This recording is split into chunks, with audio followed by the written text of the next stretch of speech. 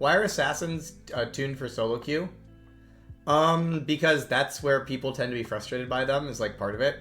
It's like a character like Zed tends to have to be tuned about lower MMRs because that's where like the frustration lies.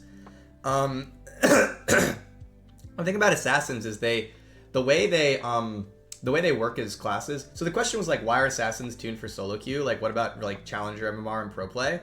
And like the thing is like the way that the gameplay assassins like prey on is not optimal gameplay, is kind of what it is, right? It's like, hey, I prey on the fact that you're alone and I caught you out and then you're dead, right?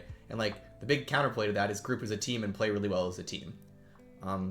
Now, fortunately, all the way up to like Master Tier Plus, like that's pretty fine for a lot of assassins. But it does mean that like there's a lot of assassins who aren't going to be functional at the highest Apex tier of the game because their win con is about, to some degree, the opponent's playing sloppy.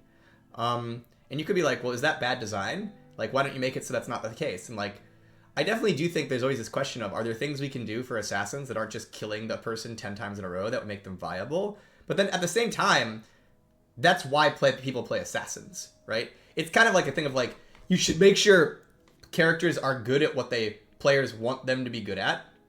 Oh, and by the way, some characters still play assassins. Like Hydra Zenith just meant Canyon won LCK finals with Kha'Zix, right? They still happen, right? But like, it's kind of like when I say like, so what if you came in like, August, assassins suck, you should make them good at team fighting. Okay, we'll give them a Kali Shroud. Well, first of all, we know how that went. But Kali's great, by the way. She turned out really great, but it took some time to balance her. But if you make assassins good at team fighting and less good at assassinating, because the power's gonna have to come from somewhere, it's like that will make them more viable at a high MMR. But like, there's this question of like, but is that what players want from assassins, right? Like, someone who's picking Zed is probably not picking Zed to be like the best team fighter.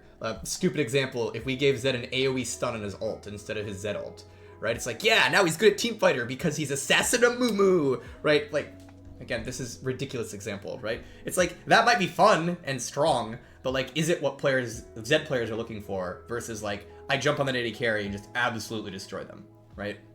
And so, it is important that champion strengths are balanced towards like the reasons people want to play a champion. It doesn't mean we shouldn't like think about like, hey, are there ways that assassins can be more viable in certain ways?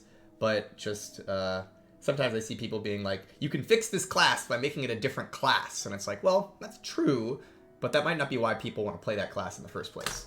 Like, when I play an enchanter like Sona, I'm not playing Sona to pop off and be this giga hero carry aggression monster, right? I'm playing Sona to have a chill experience, help my team, and, you know, get some Lichbane Qs, right? And so you can see versions of Sona that are like way more skill expressive, and more focused around murdering people, stuff like that, and that could be fun. And there's a lot of players who definitely might enjoy that. But it's kind of a question of like, does that line up with like why a number of Sona players are picking her?